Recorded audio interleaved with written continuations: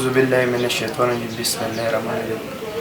زه د ستاسو د نیوز چینل پشتو نیوز چینل ډېره شکریه ادا کوم چې تاسو راغلئ او ماله موقع راکړه. زه د بازار خواجه ګنج یو تاجر برادرۍ سره تعلق ساتم، یو دوکاندار یم.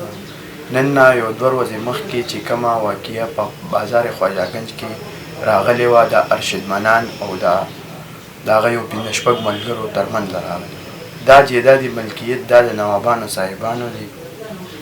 ارشدمنان د خپل ذاتي مقصد او کمیشن د پیسو دپاره یو چند دوکانداران او د نوابانو په منځ کې خلل پیدا کړي. دا دوکانونه چې کوم دي د دوکاندارانو سره د 90-80 سالو راسې پکې اوسي ډېره په کمه کرایه. پکار دی چې دې دوکاندارانو د نوابانو صاحبانو شکریه ادا کړې وه، هغې الټو سره جنګ شروع. خو دا قبضه ګروپ دی، دوی به په خپل میشن کې چرې هم کامیاب نشي. او نه نوابانو صاحبانو د چا بغیر اجازه د چا دوکانونه راغورځولي دي. دې له باقاعده 3-4 نوټسې ورکړې دي. زموږ نوابانو صاحبانو په مردان کې د دې نه مخکې هم ډېرې پلازې را روانې دي، شروع کړي دي، لا کنسټرکشن پکې سټارټ دي، تاسو به یې وینئ. زموږ نوابانو صاحبانو چې کوم دي دې دوکاندارانو له 5 دوکاندارانو دې له اپر هم ورکړو چې تاسو له به موږ دوکانونه واپس درکوو او نه دي بغیر نوټسه د چا دوکانونه راغورځوي. تر اوسه پورې دا تاسو ولیدل چې بل دا کومه غوغا جوړه شوه، خو دا د ارشدمنان د خپل کمیشن او د پیسو دپاره دا واقعه چې کوم ده د ارشدمنان ډېر غلط طرف ته بوتله. تاسو ټولو ولیده او نیوز والو هم کورج کړی دی، ټولې دنیا ولیدو بل خواجه ګنج کې چې دا مسله د څه واقعې نه راغلې ده.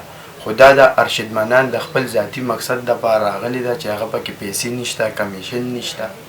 او ارشدمنان چې کم دی هغه زموږ د بازار خواجه ګنج تاجران بدنامۍ او هغې په لار مخې ته کوي او د خپلو پیسو دپاره دا کارونه شروع کړي دي. دی زموږ مشر دی، د خپل مفاد لپاره دا کارونه کوي، خو دا دله نه دي پکار. دی زموږ تاجر برادري بدناموي. د ده د وجې مرکزي تنظیمي تاجران چې کم دي هغه هم د ده خبره نه مني چې دی په غلطه دی. بله لاست کې دا خبره ده چې دی ارشدمنان سره چې کم انتقال دی دا د شیر افغان خان او د سکندر خان د کاتې نه دی. د دې نه مخکې هم زموږ په دې خواجه ګنج بازار کې چې کم دی یو 5 دوکاندارانو ډېر غریبانانو هغې په دوکانونو کې خپل کنسټرکشن کار کو، دی پې لاړو، دعوې پې وکړه، مقدمې پې وکړه. دا د دروغو انتقال دی. په هغې باندې د بازار کې خلک کیري. زه به تاسو سره هغه نومونه هم شیر کړم د دوکاندارانو چې په چا چې مقدمه کړې ده. د یو جانزاده پلو والا نوم دی، د بل میرزاده مسالې والا نوم دی، بل شیخ ایاز دی او لاست کې پکې نصر الله کریانې والا دی. په دې باندې مقدمه کړې وه. هغه مقدمه ده بیا بیله عدالت نیپسټی راغشتو، خو ده بیا بیله. زه یو خبره دا مو کوم چې ارشدمنان چې کم دی زموږ مشر دی، نوابان صاحبان هم زموږ د مردان مشران دي. ارشدمنان زما مشر دی، زه یې ریسپیکټ کوم.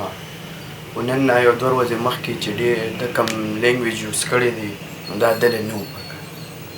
او زه کتونکو هم ډېره مننه کوم او شکریه ادا کوم. والسلام.